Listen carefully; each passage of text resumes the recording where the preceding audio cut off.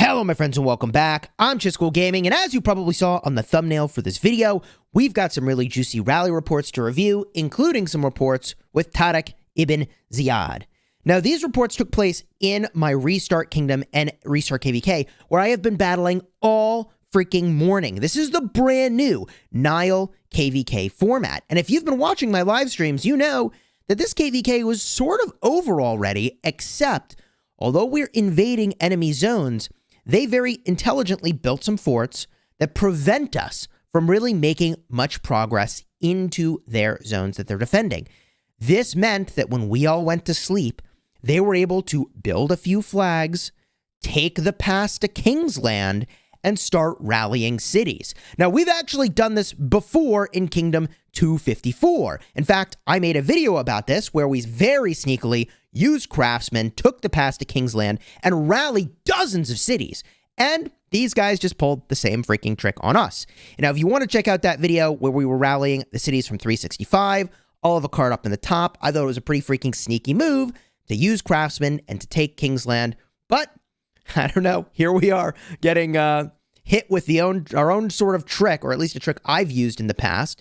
And it worked really well. I mean, these reports you're going to see are going to be extremely positive for us, in part because we have the Zig, and that gives some really big buffs, in part because these guys are kind of panic filling, and it's the end of KvK, and because they're filling half a dozen or more rallies, zeroing cities. So it's not like they've got all their marches available to be at the pass. They're just taking out our cities. And I think overall, these guys definitely got the better end of the trade in this exchange, even though these reports are just going to be pretty heavily in our favor.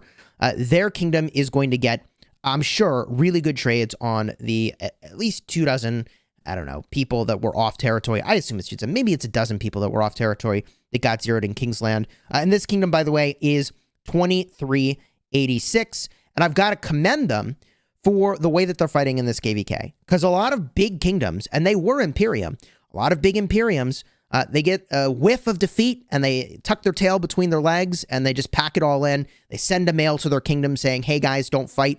We're all done here. Save it for the next one. But they're still fighting and we're all still having a lot of fun fighting. And I think it's smart that they're still fighting, because I think when you tuck your sort of tail between your legs and pack it in for the next KvK, a lot of people, I feel like they look at that and some might say, yeah, that's smart. We should do that. And others think, man, I want to be in a kingdom that fights. And a part of the reason I think that it's kind of smart what they're doing here is that we are very much time zone differentiated, our kingdom and their kingdom. We're active at completely different times. So they can really deliver a lot of punish when we go to sleep. And the same is true for us. We're able to deliver a lot of punish when they go to sleep. So they're able to just do an astonishing amount of damage to us this morning. Again, I think they are on heavily the winning end of that trade, although I'm not privy to all the reports of the cities that got zeroed. I'm sure they were pretty brutal. And you can see over here that, I mean, this is like a crisis situation. Time is not on our side. We need to get this pass very quickly so they stop zeroing the cities on the other side. So I've actually been swarming the pass with marches off to the side when I scout it and I see that the pass is low. And the other thing that I think makes that possible is that because they're kind of panic filling this pass, there's a lot of mixed troops in there. Now, unfortunately, I'm swarming with an Esong here. And for whatever reason, some folks in SK, I guess, had aggroed a player from our alliance. And so my AoE was hitting players from our own kingdom. It's just, it gets a little messy here. And you'll notice the position of these two rallies is obviously very suboptimal. And that is, I think, because we would really need the rally leader from SK, I think that was Max, to, and you know, it's hard to know exactly where your rally is going to end up, but if we were doing it all over again, I think we would need the rally leader to be teleported way to the left to ensure that the second rally was lined up off to the left. That or we would have needed to play a little bit of musical chairs here and like kind of realign where everybody is standing for this double rally. But that's neither here nor there. I think we should just get in the reports and get a look at how it went. Here's the first report that you really want to see. This is the Tariq ibn Ziyad with Pakal. It's off to the side at this point. It is not a tanking rally. And it got 283,000 dead to 2,169,000 dead, which of course is an astonishing trade. Right now it's a Xeno YSS, but as you probably saw in the footage that was rolling, that garrison captain was changing every 60 seconds or so.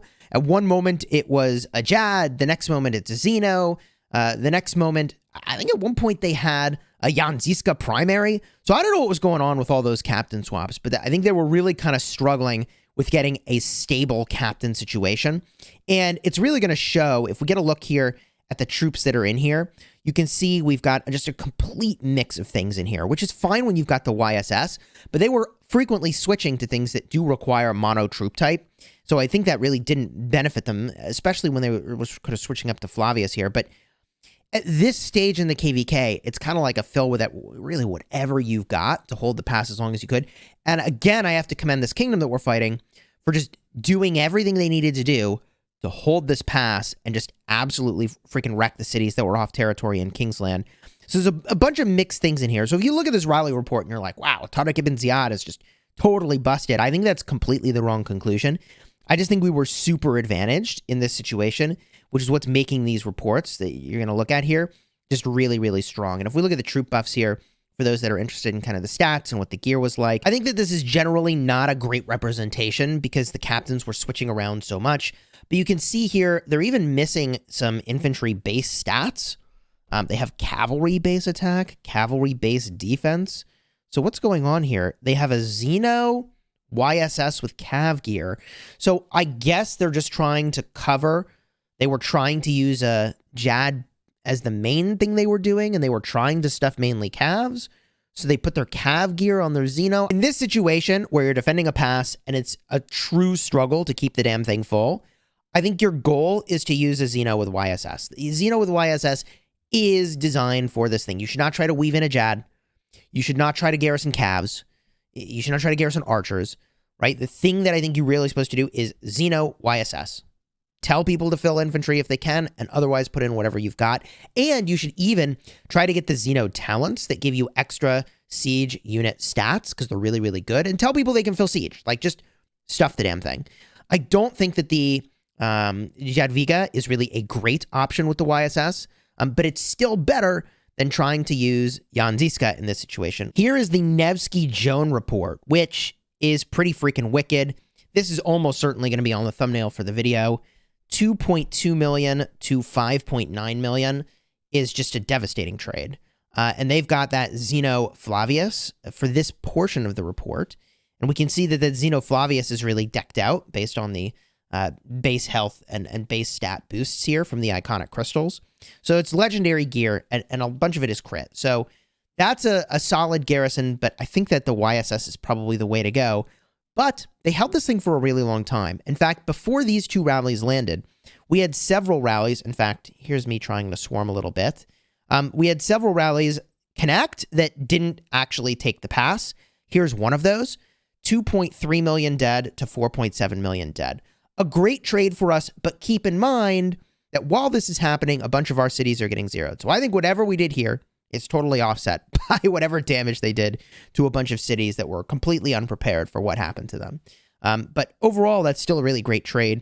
We took I think, a couple counter rallies here, at least one. Here's one counter rally that came in. And I think in a perfect world, the rally that you set here against a Xeno is a Gilgamesh with Henry. And I suppose if you're worried about swarming, the way that you would run that is kind of Henry Nebu. But Boudica is obviously still very strong, and this trade is insane. The trade is insane. If we look at the next report here, this is me swarming the pass a little bit. Basically, what I was doing is I would scout it a bunch, wait till the pass was at like 1.5 million troops. And if it was that low, I was like, fine, we got to take this pass as fast as we can. I took that third spot that you can use to hit a pass, because you can only have 3 armies hitting a pass at a time. So I'd take that third spot and try to swarm it a little bit just to get a little bit of extra damage and debuffs onto that thing. And it actually took a whole nother round before that. So there was another volley that was not successful, where we traded 1 million to 1.7 million, trying to get this pass back. It was XY with Nevsky. And I think at this point, they were more mono troop, maybe. This was the first of the rallies that I just woke up and I was like, oh my God, they have the pass and they're rallying cities. I think my body must have just known it's time to wake up, Chisgule. You must defend your allies in Kingsland. That's what had to have happened, right? But even here, we can see they've got mixed and they've got siege, but not too well. Yeah, they've got some mixed in here. So depending on what talent build they had, that is really not so great to have your mixed in there. The reason that that's the case, by the way, is that there is some really good talents over here. I suppose you can avoid them with Zeno. But if we look in the infantry tree, if you're going with Flavius and you're really trying to get that full infantry garrison, you can pick up Hold the Line, which reduces your damage taken, which is a pretty big talent, but you have to have full infantry. Personally, I kind of avoid talents like this because I'm just expecting there will be mixed troops in the garrison, and that's going to happen so frequently that the talents are kind of wasted.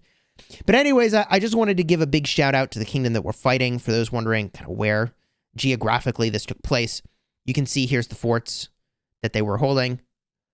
And they just built a couple flags, probably in the middle of the night for us, burned the flags that we had over here, took the pass, and then rip the off-territory cities, man.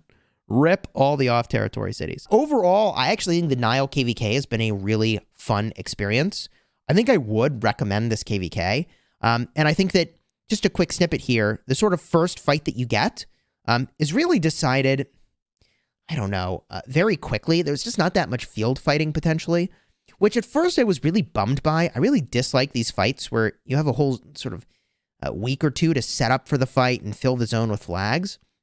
I dislike that because I really would rather have open territory. You just get so much more action that way. But the thing that I really like about that is that because there was so little action there, you really get to build up your tech a lot before you make it to later zones and later fights, which meant, by the way, that by the time we were fighting in Kingsland, I had the absolute maximum technology for healing cost reduction, which meant that I got so much more fighting than I would have otherwise, or realistically, that I ended the KvK with just way more resources than I would have otherwise, which is great. So I'm very happy with that. And the fighting that we've gotten so far has been really amazing. Even though the KvK is almost over, I mean, how many days are left here? Not many. We've got 8 days left, and these guys are still fighting and still doing awesome stuff, which, again, big shout out to the kingdoms that we're fighting here. Really awesome showing. And I think I can say I would recommend the Nile KvK. There are a few tweaks that I would recommend to the sequencing of some of these events. For example, there's this King of the Nile event for rallying barb forts right now, which to me really makes no sense at the stage of the KvK that we're in. The KvK is over. This is like one of those things that you should have while people are amping up for the first fight.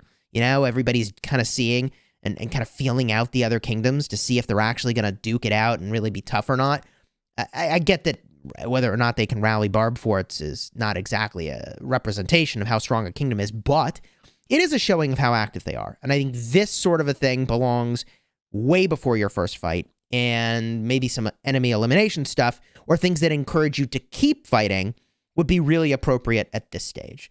But that's probably enough for now. I had planned to make a Tariq ibn Ziyad video this morning, showcasing some open field fighting, but then I spent all morning fighting, and so here we are with this video instead. But if you want to see the Tariq ibn Ziyad open field fighting video to see exactly how he's doing, definitely let me know down below in the comments. If I get enough interest in that, maybe I'll launch that video tonight, because tomorrow on the main account, we've got passes opening for fighting, and I am going to be rallying everything I see, literally everything I see, with Tariq ibn Ziyad and Sargon the Great, both expertise. You're probably not going to want to miss that. It's going to be pretty cool. So subscribe, and if you want to see more action from this KvK, I'll have cards in the end screen in just a moment from when we battled in Kingsland and from when I thought they might actually take Kingsland back from us. This is not the first time they've pushed into Kingsland.